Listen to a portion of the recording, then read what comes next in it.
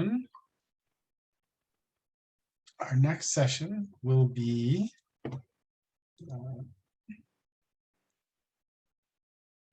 with Minh Tran. So if those of you who attended last year will remember that Minh did a bit of an intro for us in regards to building proper strategy, proper segmentation, and really how to build a great marketing strategy for your program. We had such a great response that Minh wanted to come back and do an updated, newer version of this. I'll let him speak for himself, but Minh and I have known each other a long time. He is a wonderful speaker and has a wonderful story to share with everyone today.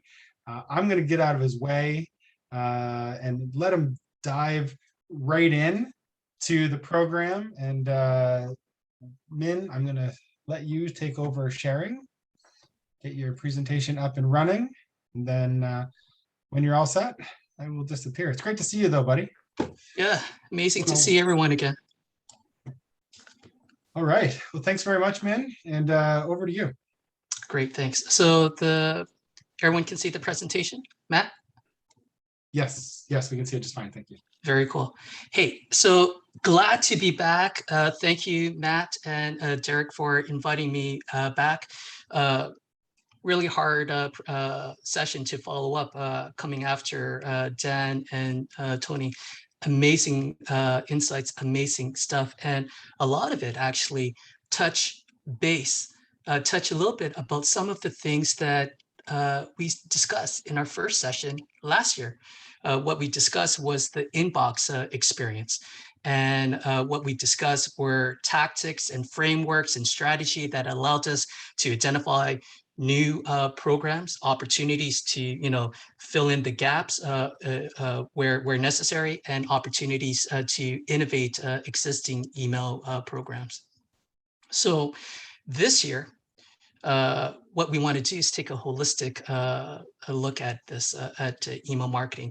What we want to do is go outside of the box, and what we want to discuss are things that as email marketers we should consider before we deliver the email, and things that we should consider after delivering the email. Because right now, after we send out that email, for many of us, it's a black box. We have no idea what happens afterwards.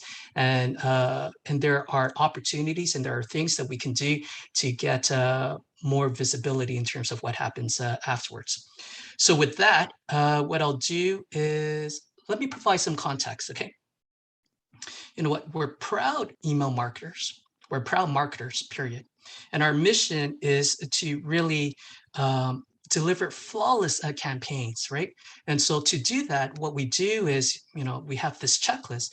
We, for every single campaign, we review the copy and the call to action. We make sure that it's relevant.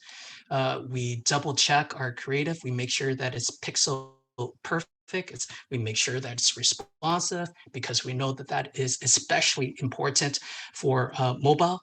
And we apply segmentation and personalization, because as Tony and Dan just highlighted, segmentation and personalization drives relevancy, which then drives engagement.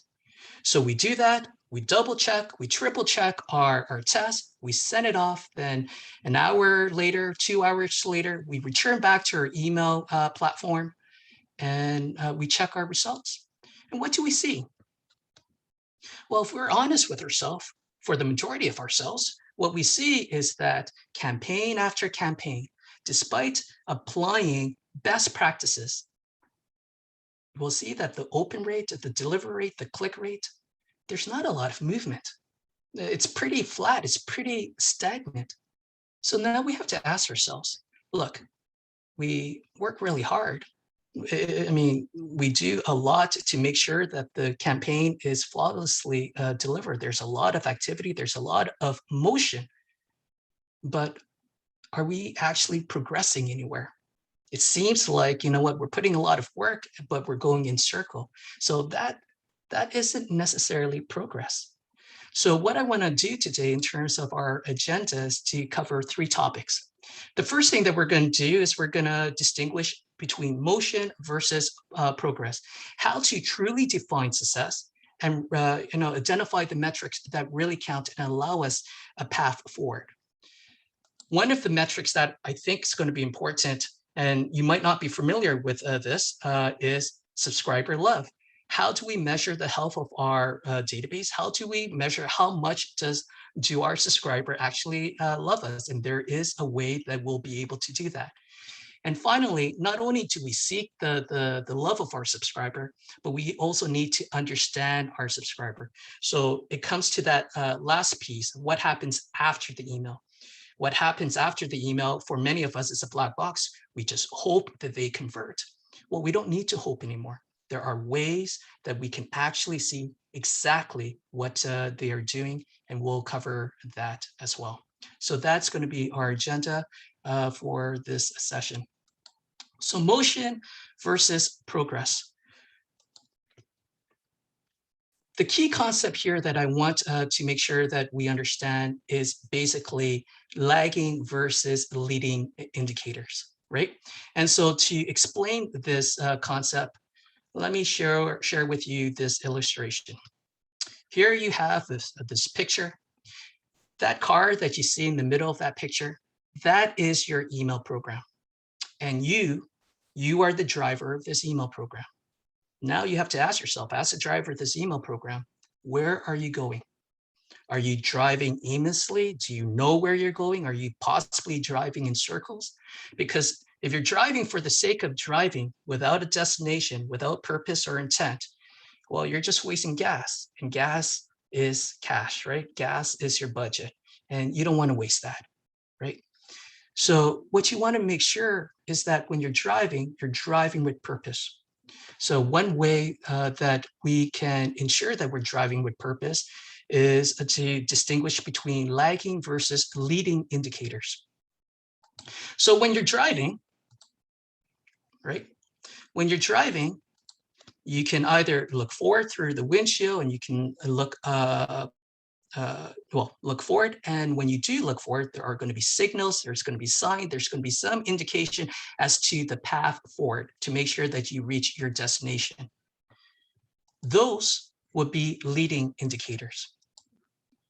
Conversely, what you can also do is when you're driving, you also have to take a look at your rear view mirror, right? And when you're looking at your rear view mirror, you'll see what you have done in the past.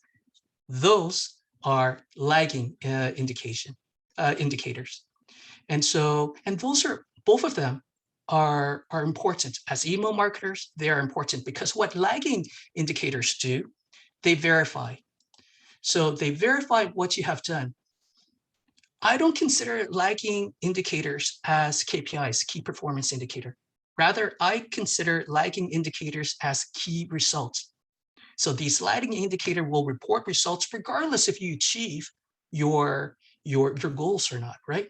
They're important because they're easy to understand.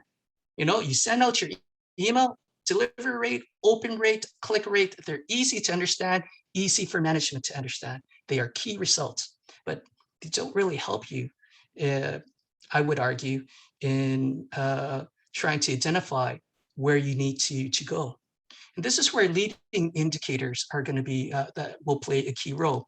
So with leading indicator, what you're hoping to do with them is to predict. And in order to predict, these indicators measure change, incremental change, immediate progress. And with these incremental change and immediate progress, it will give you a sense of the likelihood of you being able to reach your destination, right? Being able to reach your goals. So we're very familiar with lagging indicators. I mean, they are, for example, delivery rate, open rate, click rate, right? But what are then the leading indicator for your email program? And leading indicators for your email program actually will be very dependent on your email program and what is important for your business. But then the question now is, well, how do you identify what is the right leading indicators for you? And so with that, what we're going to do is we're going to go into an exercise. So when you have time, what you can do is just grab a piece of paper. On one corner, put lagging. On the other corner, put leading. And what we're going to do here is we're going to first list our lagging indicator. So for illustration purposes, what we're going to do is we're going to identify delivery, open rate, click rate. Those are our lagging indicator. What is key to this exercise is asking one question. And that one question is, what drives that metric? That's all you have to ask. And you keep on asking that question. So for example, let's take a look at click rate. What drives click rate? Well, we know as an email marketer that relevancy drives a click rate. Okay, so now we ask again, what drives relevancy? Well, as we saw with Dan and Tony's presentation, personalization, segmentation drives relevancy, which then drives click rate. Okay, great. So now the question again, what drives personalization? What drives segmentation? And if we look closely enough, the truth is you need data, right? And that was another point. I keep on mentioning Dan and Tony, because a lot of what they say is true. You need data in order to drive personalization and segmentation. And that is why one leading indicator that you might want to look at is the percentage of your database with complete profiles. So for example, in your database right now, there's probably 5 to 10 fields that are really important to your program. But the truth is, the majority of your database, only 2 of those fields, most likely email and name, that are actually fully complete. And the rest of those fields, they're at various stages, a very stage of incomplete. Well, no wonder you're not driving your click rate. If you don't focus on getting more complete profile, then you're going to be sending the same personalization, the same segmentation to the same group of people, and they're the only one that's going to be reacting to it, right? So if you want to increase click rate, then you have to increase the pool of subscriber that will get relevant information, which means that you need to increase the percentage of completed profile in your database. So one leading metric is that, but is that enough? And I would argue, no, that is not enough. For example, someone might get really, really excited now, and what they might want to do is, well, I'm going to get all of my profile completely completed by doing a contest. And so if they fill out their information, they'll win something. And what this contest will likely lead is a lot of submission, a lot of completed profile, but a lot of dirty profile as well, right? And so the other key leading indicator that you might want to look at is, what is the percentage of actionable profile? So for example, if you have one of your key field might be, you do segmentation based on geography, based on province, as a very simple example. Now, if that field is an open text field, for example, and in there, some subscriber have ON as Ontario, some subscriber have ONT, some subscriber have misspelling of Ontario. Well, that field is pretty much useless. You can't really properly segment, you can't properly personalize. And therefore, that field is not actionable, and that profile is not actionable. So it is not enough just to complete the profile. It is equally important that you have the profile actionable. Now, what we've now just done in going through this exercise is now we have identified potentially 2 really important leading indicator: percentage completed profile, percentage actionable profile, and that gives us signals and signs and intention to do something about it, right? We can fix if we are gathering dirty data, well, let's find the source of where that dirty data is coming from and fix it. If we have incomplete profile, well, that should trigger, progressive profiling campaign, smart progressive profiling campaign, so that over time you can get more completed and actionable profile, which will then increase personalization segmentation, which will then increase the pool of people that will get relevant information, which will then really impact the lagging indicator, which is important for management because it's easy for them to understand, of click rate. So that's an example of how you might be able to find your leading indicator, because your leading indicators are the signals, are the things that you're working towards. And so because of time, what I'm going to do is I won't go through all of the rest. It's the exact same process. You're looking at your lagging indicator, you're asking the question, what drives that? And you keep on asking that until you come to a metric that allows you to action upon and do something meaningful with it. There is one indicator that I will now share with you that you might not be familiar with, and it leads to our second part 2 of our discussion, which is subscriber love. How do you know if your subscriber actually loves you, or how many of your subscribers actually love you? Now, people might say, love is very subjective. Well, there's a way that you can make it quantify it so that it's less subjective. So what we're going to do now is I'm going to share with you what subscriber love is. Subscriber love, I'm being a little cheeky here because it's actually not necessarily subscriber love. Subscriber love is actually an acronym where the LO stands for loyalty. Loyalty in the simplest form is how long have they been a part of your email program? Did they just join, or have they been part of it for many years, right? V is for value. How much has that subscriber contributed to your organization? Meaningfully contributed to your organization, and ideally is going to be a monetary value. So how much have they spent? Have they spent a lot or little? How much, if you're a nonprofit, how much have they donated? Are they a regular donor, or do they donate infrequently, right? So what is the value that particular subscriber have given back to your organization, have been given back to your brand? And if it is not a monetary, value, there needs to be some value of conversion that you really value, that you're seeking, that's important to your business, then that is going to be the value that you're going to calculate and try to assess. E stands for engagement. How does your subscriber actually engage with your communication? Do they open each and every single email, or are they completely silent? Like you keep on sending them stuff and you don't hear anything from them, right? So subscriber love, loyalty, value, engagement, with those 3 attributes, for every single one of your subscriber, you're able now to create a profile of them. So here's an example.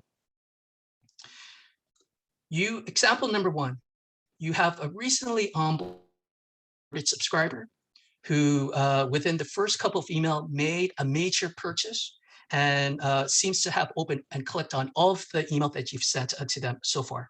What would their subscriber love look like? Well, for loyalty, if they are new, right, their loyalty would be like a 1. But over time, if they stick with and stay within your program, 3 months, 6 months, a year, over a year from now, it will go from 1 to 3 to 4 to 5, right? But they've just recently been on board. They're a newbie to your program. They are a 1. Now, what about their value?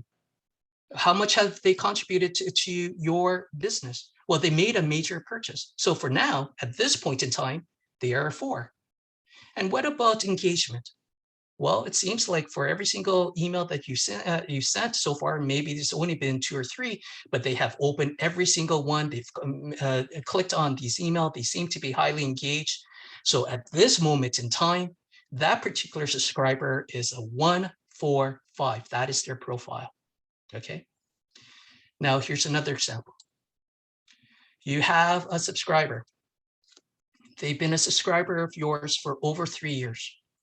And every year, maybe every 3 or 4 months, they make a minor purchase, right?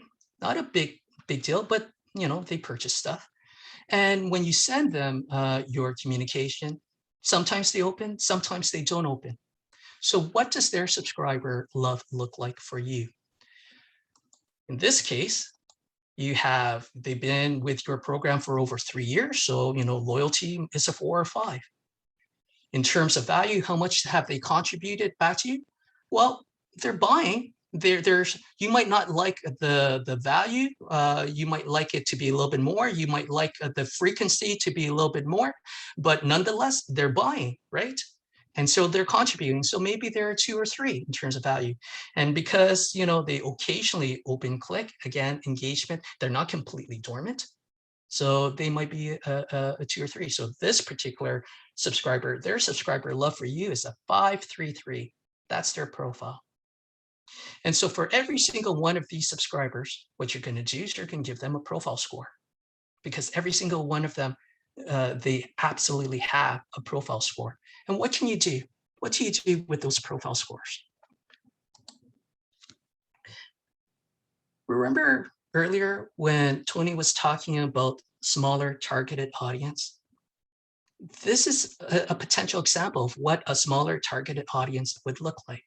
So for example, all of those people that are a loyalty 1, they're brand new, maybe their value is slow, maybe their engagement is slow. Well, they fall under the recency bucket, don't they? Right? And in this imaginary scenario, there's 738 subscriber that falls in this bucket, their recency. But perhaps they are still relatively new, but now they're showing a pattern of purchasing or engaging more. Well, now they migrate from the recent bucket to, if they engage more, perhaps not buying a lot, but engaging more, well, they become promising, aren't they? Or ideally, if they're new, but then they're showing a pattern of purchasing or contributing back to your organization, their value is a 3, 4, then they become potential loyalists. They become potentially really good customers of yours. And ideally, over time, as they stick with your program and as they continue to showcase these patterns of engagement and of increasing value to your organization, these potential loyalists will become your champions. They will become your loyal customers. And ideally, they will become your VIPs. They will become your advocates.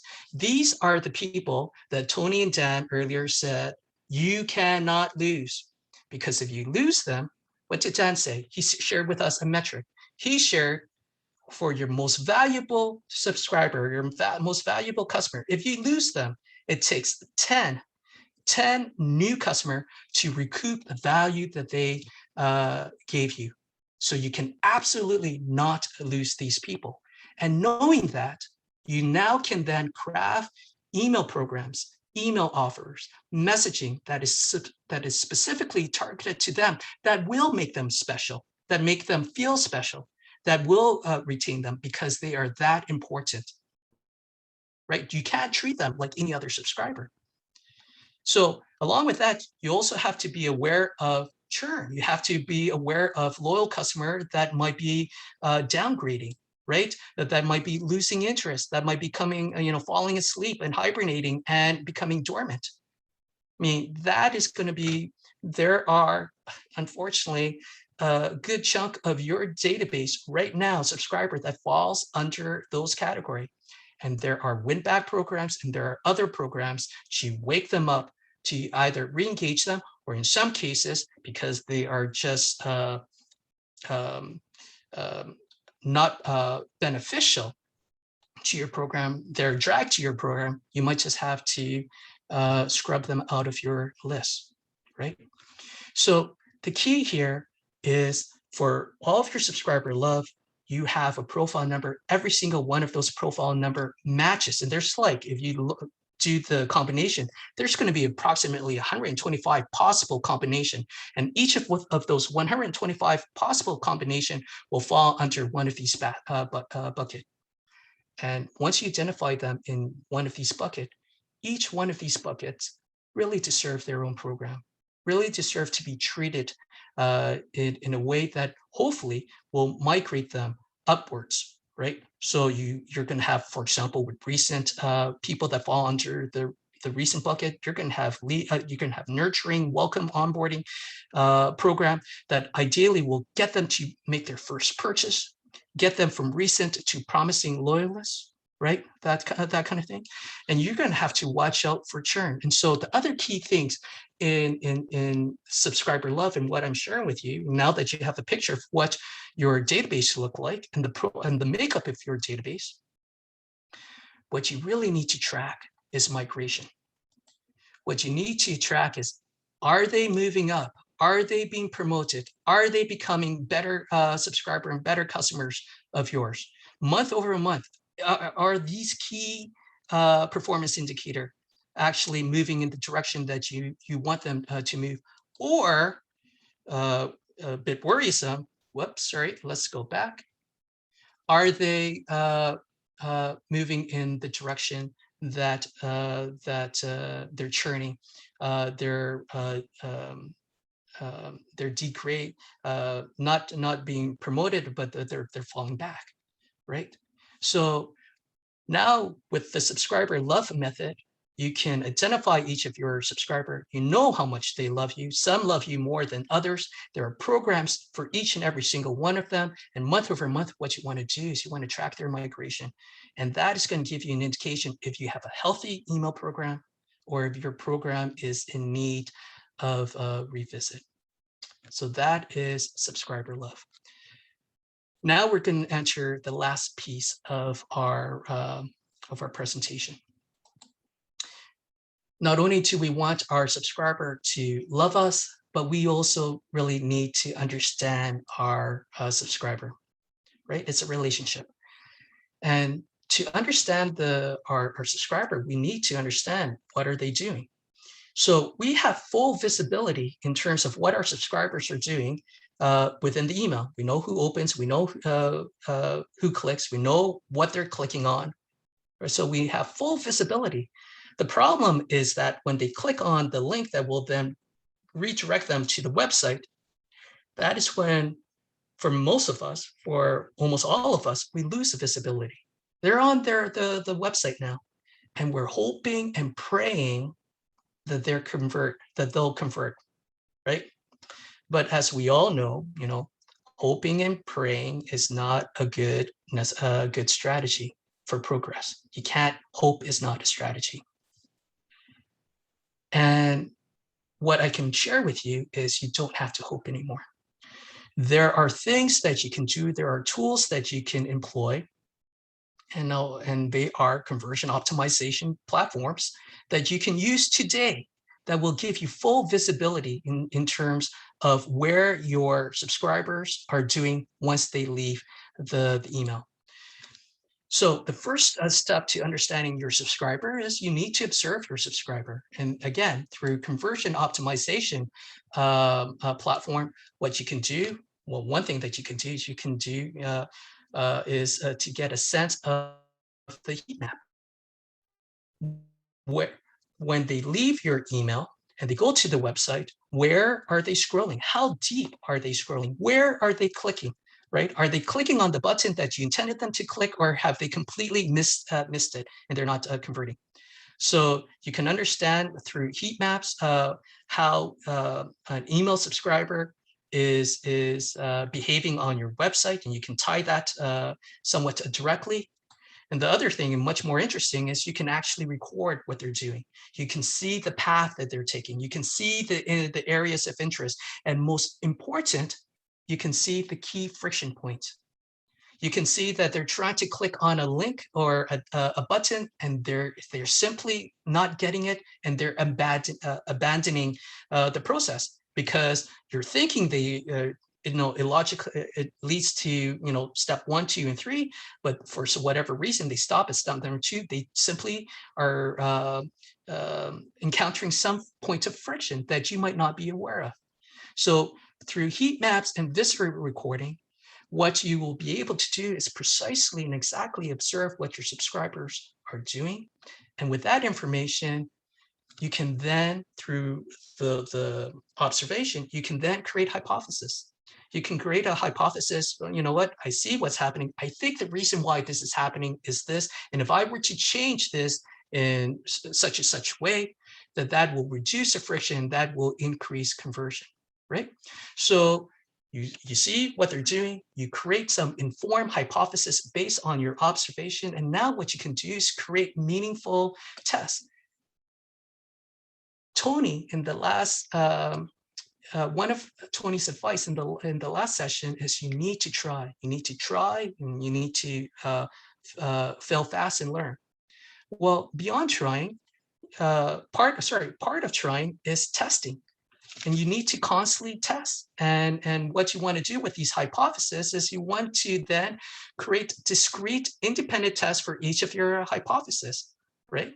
With control and a variant cases.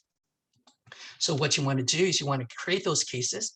You want to review the variant. You want to then be able to identify the winning variant.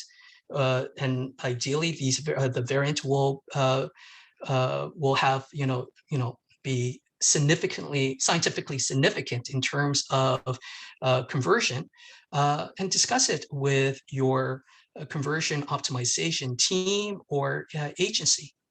And based on that discussion, then apply the learning in both your email and your website to remove the friction point, to enhance the user experience, to optimize conversion. And the key thing here is then after you do that, you test and you test again, right? What you really need to do is you need, like winning organization have a culture of testing. They do it with everything that they put out. And so that is really important. And so what you see here is just an example of a platform where you can, as marketers, you can actually create tests on the fly, and you can modify your landing page so that it is personalized to the email subscriber, right? And so that you can only test the email subscriber. I won't go deeper into that, but the key point is that it no longer has to be a black box. What happens after the email? There are tools that exist. They are accessible, they are user-friendly, and they're there for you to use so that you can see the whole picture. So to conclude, let's summarize everything that we just discussed. We started off by saying, look, despite applying email best practices, everything that we know, sometimes the open rate, actually not sometimes, most time, the open rate, click rate, delivery rate, they are stagnant. They're not, I mean, we as email marketer, despite our best effort, we're not moving the needle. There's a lot of activity, there's a lot of motion, not a lot of progress. So how do we address that? Well, there are things that we could do before the inbox, right? So, and this is where we discuss lagging and leading indicator, both are fairly important to give you a holistic view of your email program. But in particular with leading indicator, those are signals and goalposts that you're trying to achieve. And by measuring yourself against those leading indicator, in this particular case, I highlight keeping data complete, keeping data actionable, that will then impact and will demonstrate progress in the lagging indicator. We also discuss tracking subscriber love. We talked about how you can calculate subscriber love, assign a score for each one of them, put them into a cohort, and then do something about it so that you're showing progress for that. And finally, what we just concluded was what happens after the inbox. What happened after the emails deploy and they click on the link and they leave your inbox. No longer is it a mystery. There's full transparency available to you to see exactly what they're doing. And you can observe, you can test, and you can understand and apply all of that to optimize not only your email program, but your website as well. Because at the end of the day, the most important metric, obviously, is conversion and making sure that the business is moving forward. So with that, thank you so much for the opportunity again. I'm not sure if we have time for question or not. More than happy to take question, but if you need to connect with me, those are my contact. Thank you very There much, you go. Min. Great as usual. There is a question. Sure. Actually, there's a couple. How do you sell the idea internally to management of predictive metrics versus relying on lagging metrics like open rates? Well, there's a couple of ways that you can sell it. I mean, the easiest way that you can sell it is that make the statement. If you're not everyone, if you look at the most successful organization, the organizations that are winning right now, they're all about testing. They're all about trying to predict what is the next step, the behavior. Like Tony just mentioned that, Tony and Dan mentioned that in the last one, trying to build out a behavioral trait so that you can predict what their next purchase is, what the recommended next purchase is, for in the case of Walmart. The simplest thing I think to share with management is the fear of missing out. If you're not doing it, you are going to miss out. You are not going to move your program. You're not going to move your business. If you compare yourself to your competitors and your winning competitors, that is what they're doing today. So, I mean, as a business, you would always want to be proactive rather than reactive. And once, if you look at your lagging, if all you're doing is looking at your lagging in metrics, those are just report. There's nothing that you can do afterwards, right? You want to be proactive. You want to take action and control. Very good. This attendee says, great presentation. The different buckets subscribers fall in under subscriber love. What metrics or automations are used to determine where they fall? So what I just shared with you in terms of those buckets is, if you're familiar with RFM methodology, recency, frequency, monetary. I mean, it's tried and true. It's something that's quite established. This is a take on RFM, and there's a couple of ways that you can do it, and it will be, unique to your specific organization based on how you calculate value and loyalty and engagement, because different organization will calculate it differently. Yeah. In terms of actually executing it, once you identify how you're going to measure loyalty, value, engagement, and assign each one of your subscriber score, you can simply actually just put it as simple as a pivot table within Excel, and that can visualize your those buckets. But increasingly, what you'll find is many advanced platforms, data visualization platform will have this actually built in and will actually have this automatically built for you. Very good. Very good. And one last one, would you look at subscriber love movement at various junctures throughout the year or on an ongoing basis? Any good way that you've seen to visualize this movement? Well, so remember, what you want to do is you want to track this migration, as frequently as possible. If you're only tracking once a year, you've missed an entire year to revamp your program potentially, and you might miss something, right? So if possible, what you're trying to do is maybe on a month-to-month basis, what are the change on a month-to-month change? If you can't do that, then on a quarterly. The shorter the frequency, the better, because then that will allow you to have the agility to actually react to something that is happening in your email program. And in particular, what you want to watch out for is those churn numbers. If all of a sudden you see a spike in the churn number, something fundamentally went wrong and you need to investigate it. If you do that once a year, you're too late. Very good. Very good. Min, as usual, thought provocative, great insights, and thank you very much. And we appreciate it, and we look forward to having you back again next year. Thank you. Thank you so much. Take care, everyone. Thanks very much, man.